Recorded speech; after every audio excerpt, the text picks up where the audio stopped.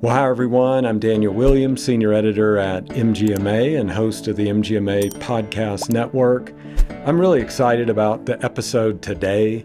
We have another Business Solutions podcast with our partner, Jackson Physician Search, and it goes beyond just this podcast. We are going to dig into a new research paper that JPS and MGMA worked on together. It is going to be available at the MGMA Leaders Conference. You'll be able to see it there.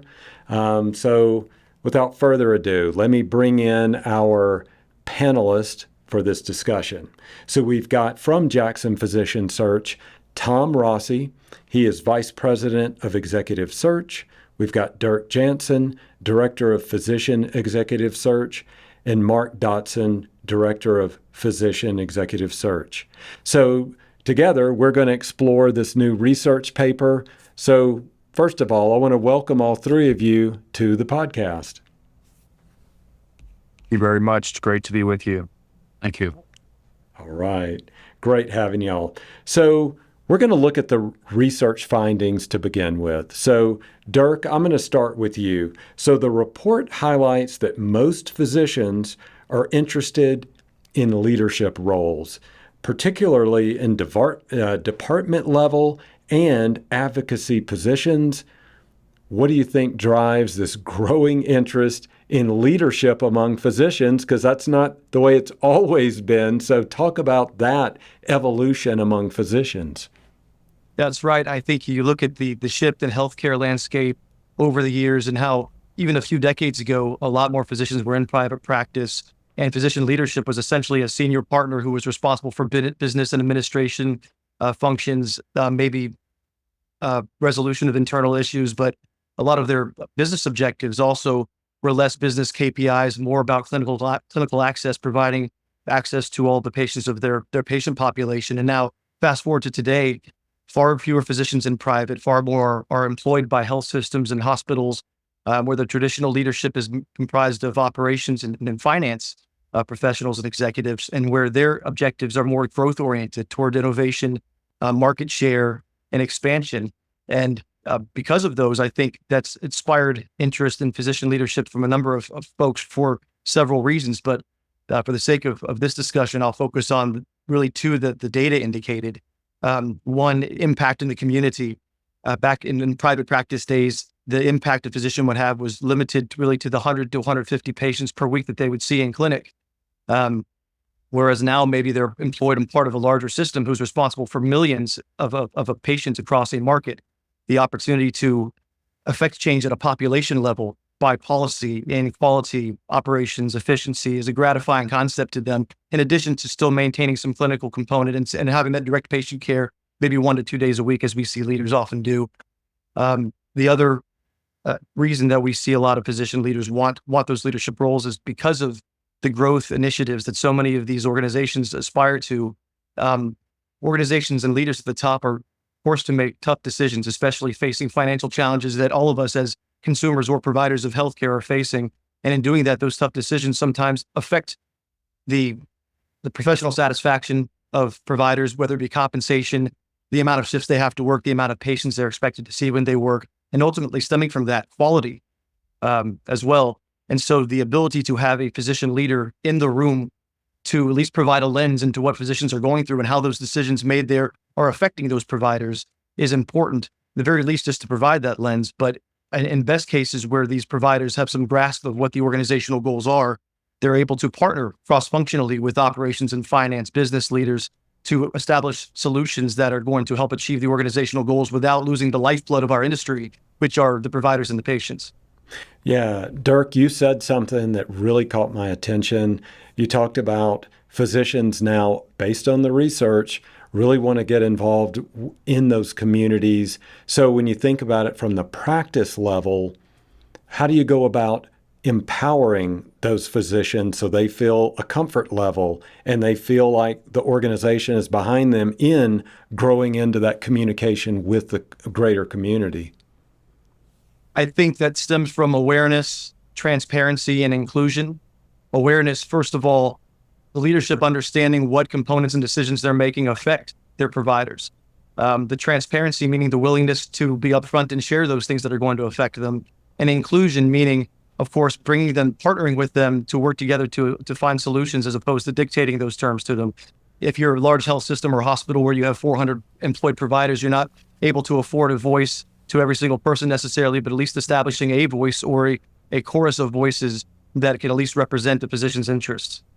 Okay, thanks for sharing that. Mark, I want to turn to you next. This sounds like a broken record, but burnout is something we have to think about in healthcare. There were some data points from the research on burnout. What did you guys learn? What was in there in that research that you can take and empower and strengthen the relationships with leaders, physician leaders in practices? What are some of the tools that physician leaders can use to combat burnout among their teams and themselves? Yeah, Daniel, the interesting part of the article was really talking about the burnout factor. I think if you look and do any research on that, there's been several articles written about physician burnout, just the challenges of what that looks like in the healthcare community. I think Dirk said it well too. The physicians who are in practice really want to drive quality care to their patients. And I think where we're starting to see some physicians want to be leaders is they see the challenges that are facing them and the decisions that are made, and they feel like they can be an impactful solution to that, being that they've been a patient care provider as well.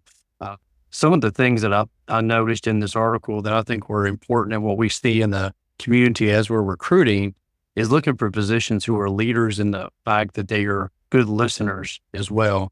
They're able to build relationship with physicians, understand what their challenges are, and really try to find out if there's ways for them to bring down the stressors of their practice by using technology and different initiatives to really try to help understand their situation and how to make their life better. One of the articles that I read in here as well, and it was part of this article was talking about just the patient care is where the physician leader tends to go. And I think that impacts the physicians and their burnout as well, because if they're really feeling like they're having to see a lot more patients to make just as much money, they're stressed out, the nurses are stressed out, the staff is stressed out. And by having a physician, I think on site, they get it, right? They walked a mile in their shoes.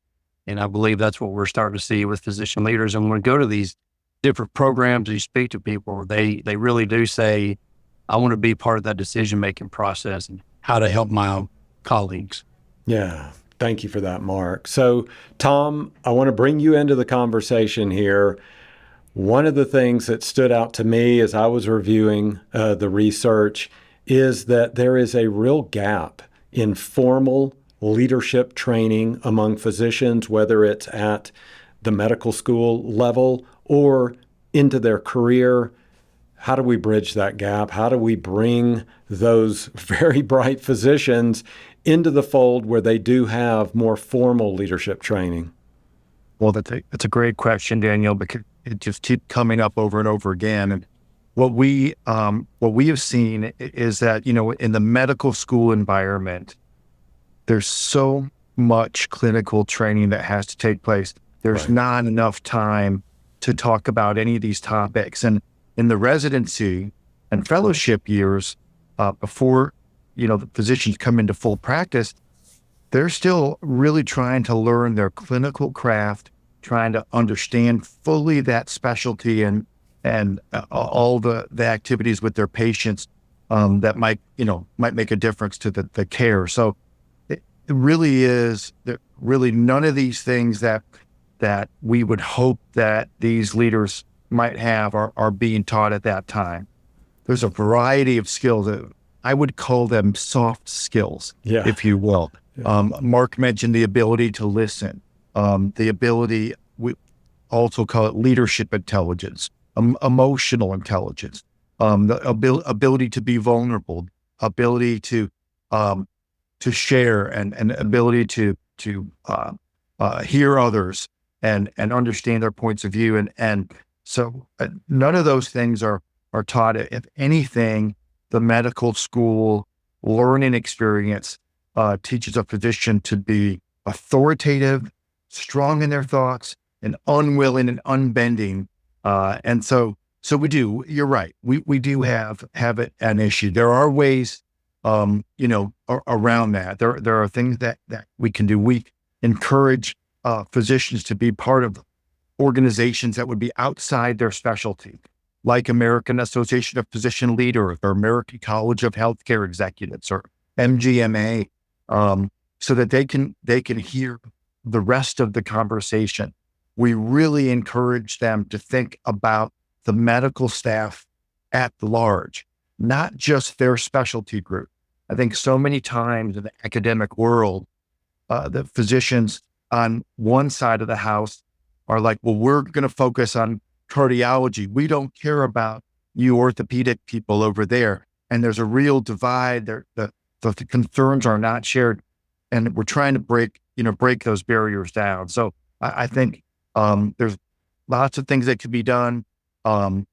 Mentors who've been through this can be assigned. That's a really helpful step, particularly even if you could find as a physician leader, even a mentor that's outside your organization and be able to learn from them some of the decisions they've made, some of the problems they've dealt with, things they wish they would have maybe done differently. So the mentorship, these outside organizations, and there are tools.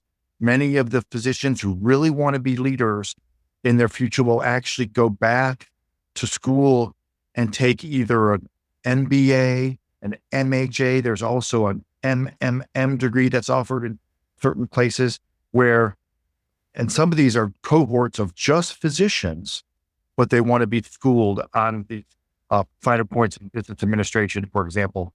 And so those opportunities give the physicians a real chance to grow in those skills that they would need. Yeah. Staying with you, Tom, let's look under the hood of that then. What are some key components then of physician leadership training programs? And second part to this question, how do you convince the organization that there is an ROI in getting them that kind of leadership training? That's a great one, Daniel. I think that, one of the key elements is this mentorship aspect. And then another part would be pulling those, and this hasn't happened as much since COVID, but pulling those cohorts of physician leaders together, at least at some kind of cadence. Maybe it's twice a year, 4 times a year, or even once a year, bringing them together and putting them in an environment where they can examine best practices and share different results and discuss some of the things that they're seeing. Because if you don't have that, a lot of times it becomes, again, too segmented by specialty or by different group.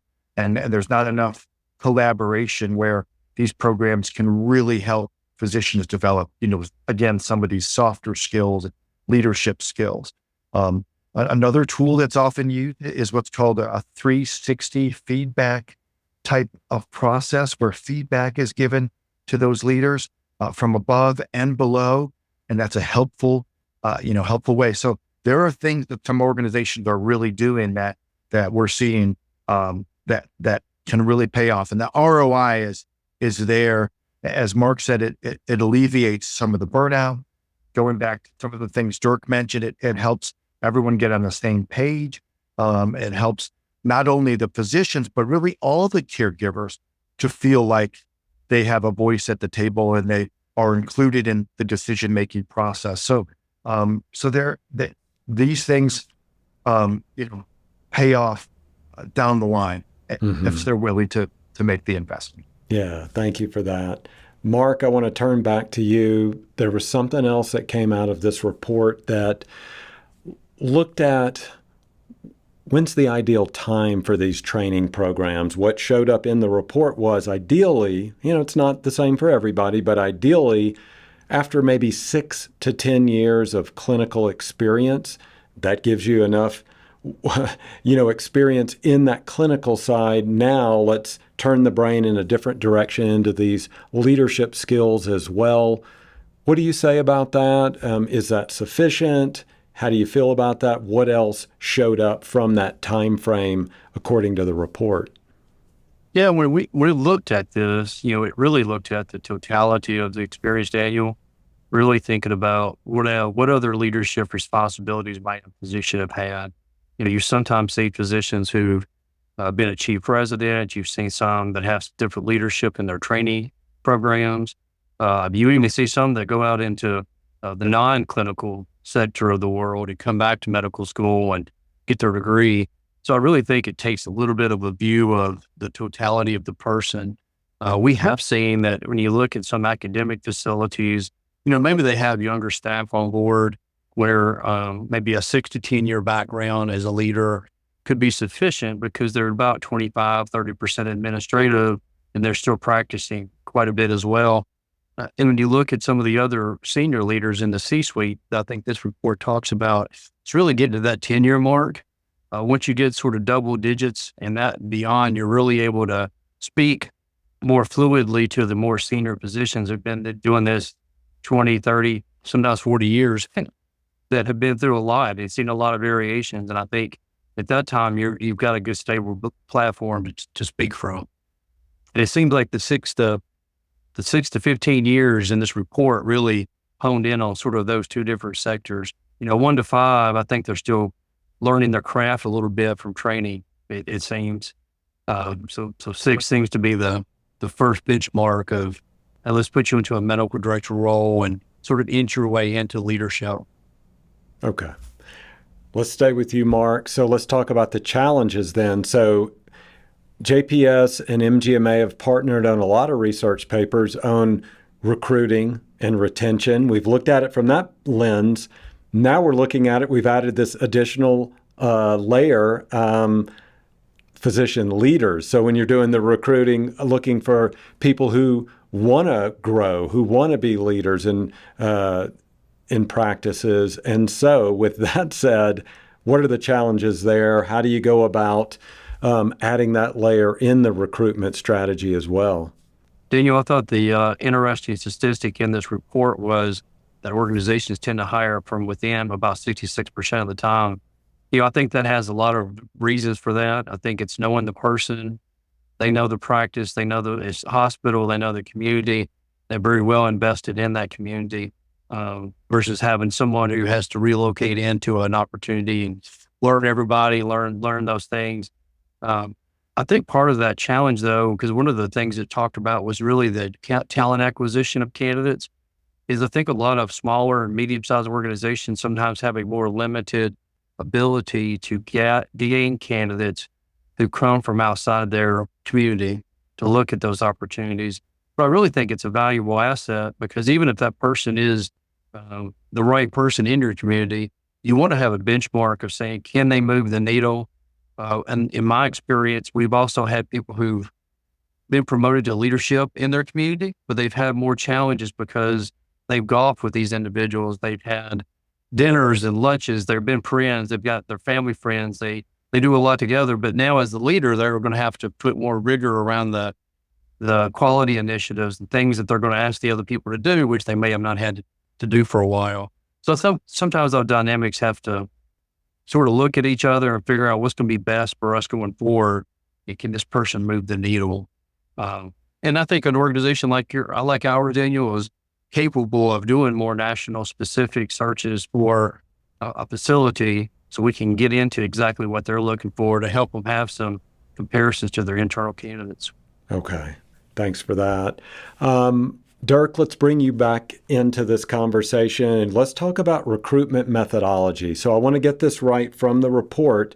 It mentions that about half of organizations recruit physician leaders on their own, while a third use recruitment partners.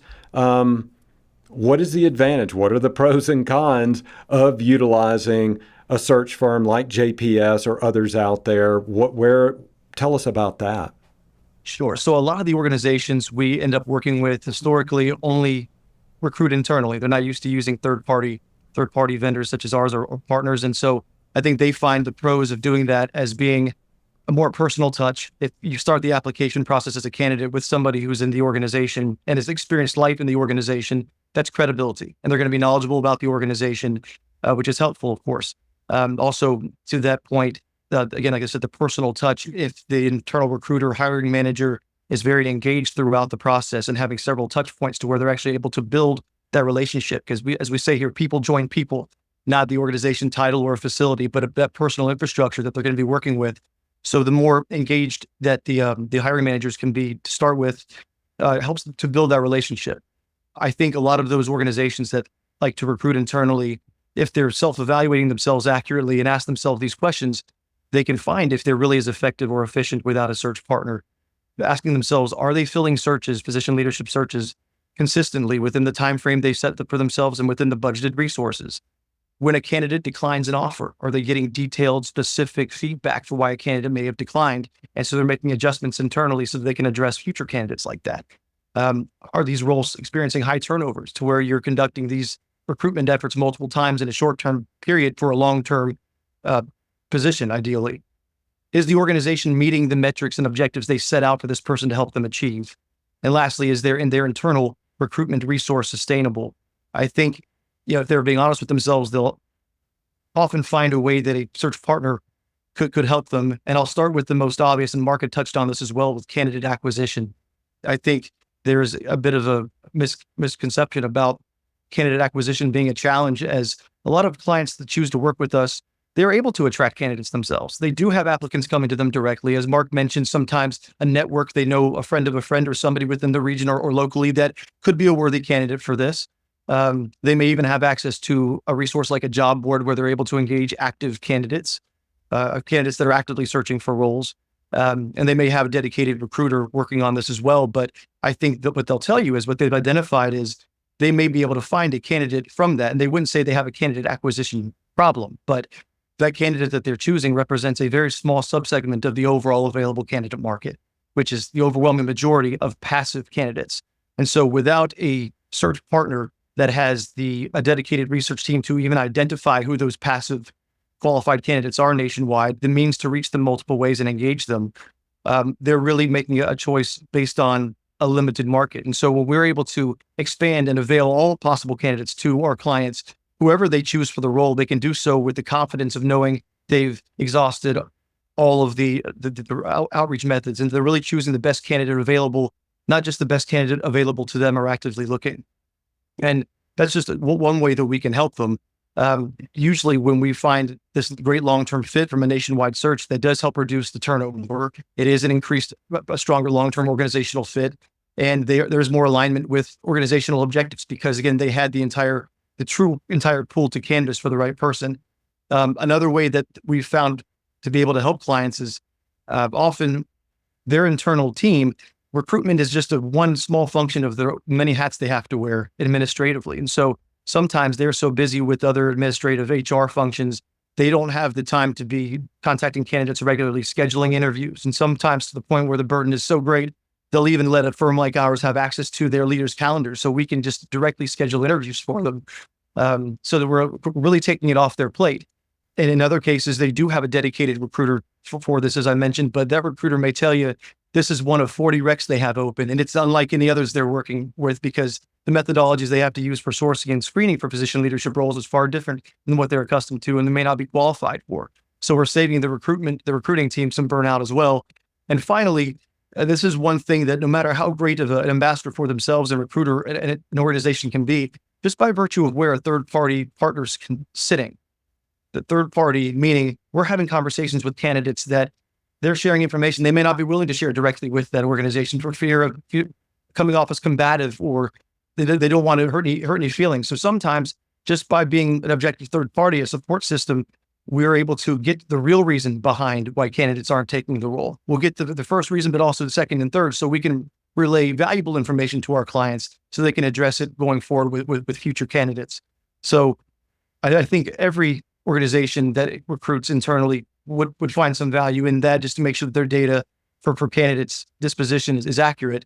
And so to finally answer that question, I think the blend of the values that the internal organization, the organization themselves can bring with the personal touch, with having several touch points from the hiring manager, being engaged but also offloading the burdensome part and the part that they feel is most challenging, the candidate acquisition and whatever administrative functions that they want us to take on. That is the blend, I think, where you're getting the best of both worlds for a great recruitment process. Daniel, I was gonna add to that if I could. We have a client that is about to make an offer to their physician leader candidate, and they've been searching for this opening for 7 years. 7 years, and they, frankly, our client said, I am astounded at how the reach you have to be able to get to different people that we just couldn't get to. And a lot of times, as Dirk said, it's a time crunch. They don't have the ability to dedicate the resources that the search partner can come along and side and really dedicate. And so, similarly, some of our searches earlier this year were open for a year, 2 years, and efforts had been made. But to go that long without that leader in place is really harmful, for the organization. And so that's what we like to come in and we like to be able to save the day. Yeah, I love that. All right. Well, Tom, I'm going to let you save the day on this next question as well. If you don't mind just getting out the crystal ball then, because we have seen just transformational changes taking place in healthcare and in other industries as well, with technology and with other ways of just doing business as far as the workplace, hybrid work, remote work, all the different things that we're seeing right now.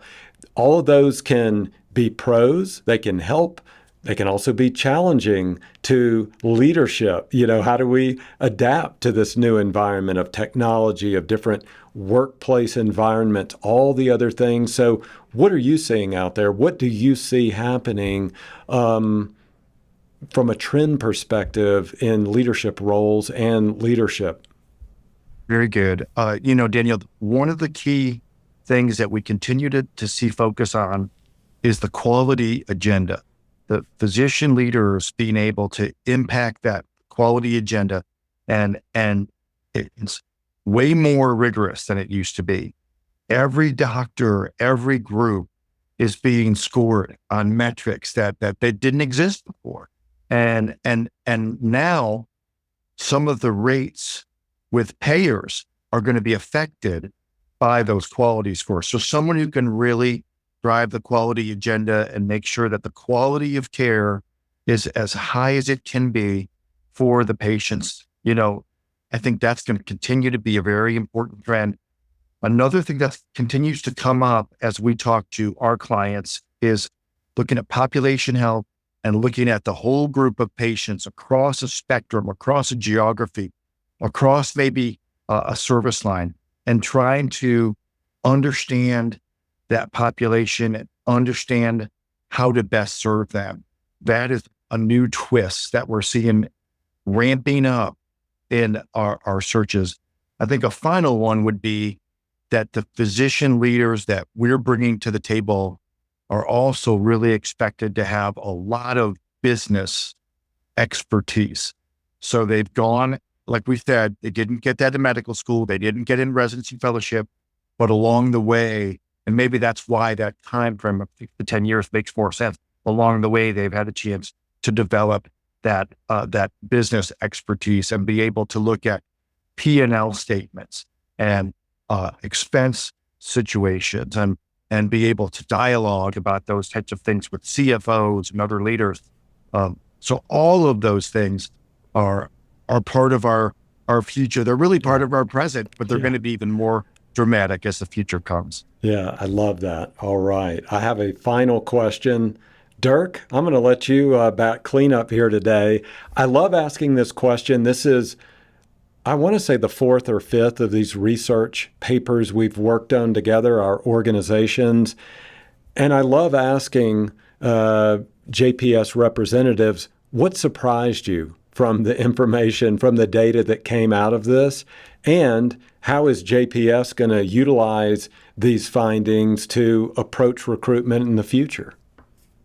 To answer your first question, I think I was surprisingly and refreshingly reassured by a lot of the data. in the dozens of conversations we have with current or aspiring physician leaders, we're hearing a lot of the same challenges. So it's good to know that what we're hearing is representative, reflective of what is the larger trend there.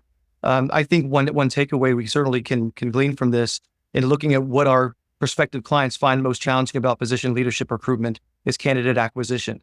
And how can we be more intentional in our consultation with them about demonstrating and being specific and pulling back the curtains to articulate how we can alleviate and mitigate that perceived challenge, that barrier, because it is something that I think I can speak for some other search firms, think that's one of their value propositions in the ability to reach other candidates outside of the client's market. And so how do we message that to clients, let them know that we really are a reliable resource in helping overcome that challenge? All right. Well, that is going to do it for this episode. So Tom, Dirk, Mark, thank you for joining the show today. Thank you. Thank you so much for having us. Thank you, Daniel. All right. Well, everybody, that is going to do it for this episode of MGMA's Business Solutions Podcast. We've been here in a panel discussion with several of our friendly experts from JPS. We're really excited about this new research. And let me just say, you will find it both at the Leaders Conference and you're going to find it in the episode show notes. And we're also going to place it in an article on mgma.com. I will provide all of those links to that in our episode show notes. So until then, thank you for being MGMA podcast listeners.